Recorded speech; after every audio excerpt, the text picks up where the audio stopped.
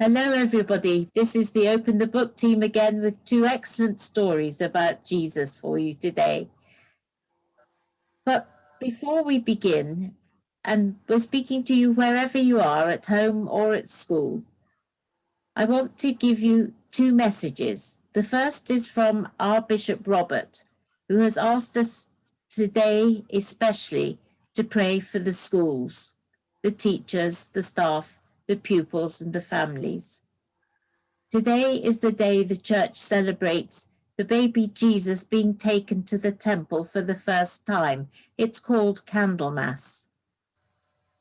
And it's a good day for us to pray. So please know that you all at school and at home will be in our prayers, especially today, but on all other days as well. The second thing is that we have been asked to announce that we are reading these stories with the kind permission of the publisher of the Lion Storyteller Handbook. They are called Lion Hudson. And so, with their permission, we are reading these stories to you. And now, without further ado, I'm handing over to Linda to introduce today's story.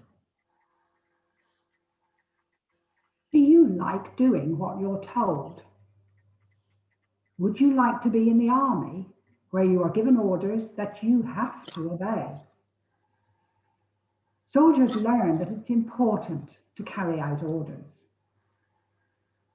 Jesus met an important soldier in our story today. He was a soldier in the Roman army, and he was called a centurion because he was in charge of 100 men. The Bible doesn't tell us his name, but Jesus was very impressed by him. So let's open the book and read the centurion's servant.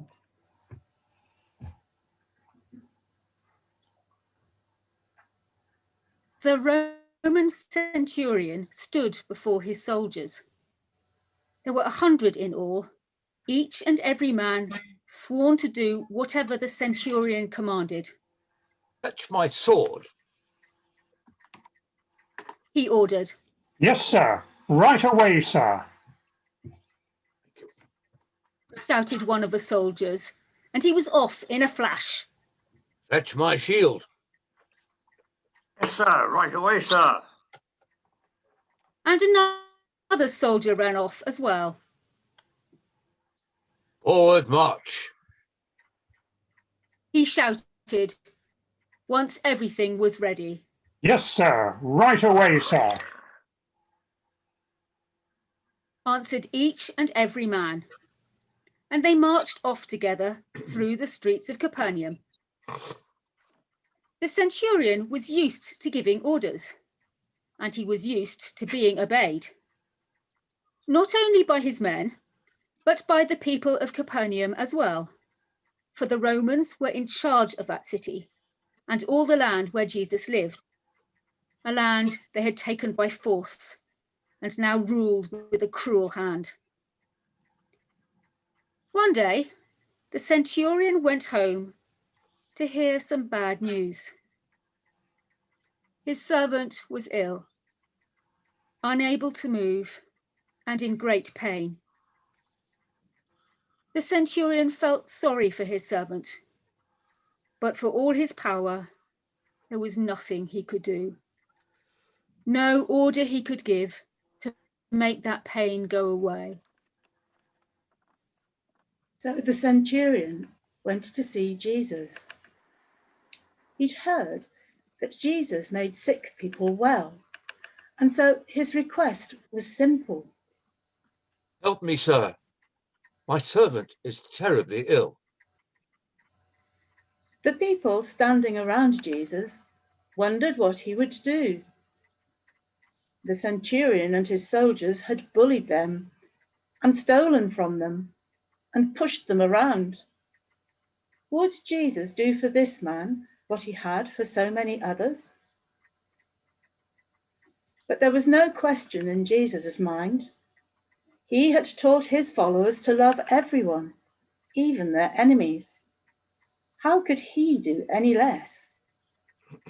Jesus said, I will go and heal him. and then the centurion said something that surprised them all. No, And could it be that he was remembering all the cruel things he had done? I do not deserve you to have you visit my house. But I do know this. I am a man with power and authority. I tell my soldiers to fetch this, and they do it, saying, yes, sir, right away. I tell them to fetch something else, and the answer is the same. Yes, sir, right away, sir. And when I order them to march, they obey. Yes, sir, right away, sir.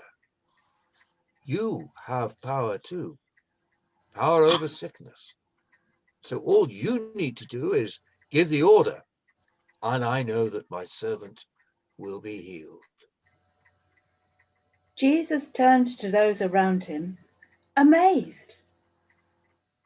This man trusts me. He really does. I have not found this kind of trust even among our own people. And I'm telling you the truth when I say that people just like this man, people from all over the world, will one day be a part of all that God is doing. But because they do not trust me, some of our own people will miss out. Then he turned to the centurion and said, Go. All that you hope for will happen. and at that very hour, the centurion's servant was healed. Wonderful, wonderful, wonderful. Isn't it good that Jesus came for all people in the world, and not just the people who lived in Israel thousands of years ago? If you have a friend or someone in your family who is ill, wouldn't you want to help? So if you know someone who's not well, close your eyes and think about them now. Think about everything you could do to help them and to let them know that you are thinking about them.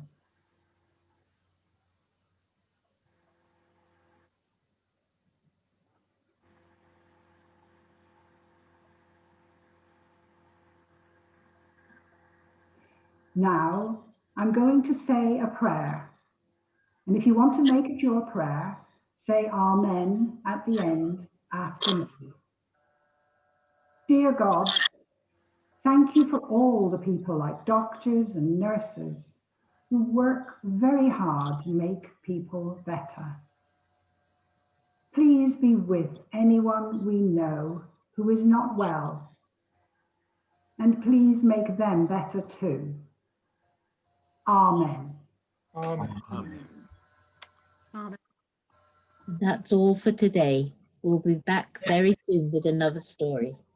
Bye-bye.